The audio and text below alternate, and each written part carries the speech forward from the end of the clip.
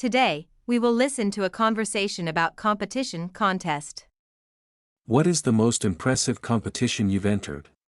I took part in an eloquence competition, organized by my university last year. What was it about? The competition was to find out the best public speaker in the university. Were there many participants in the competition? Yes, there were around 500 participants totally. What prize did you get?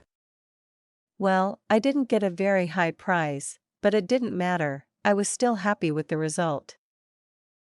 What could you learn from the competition?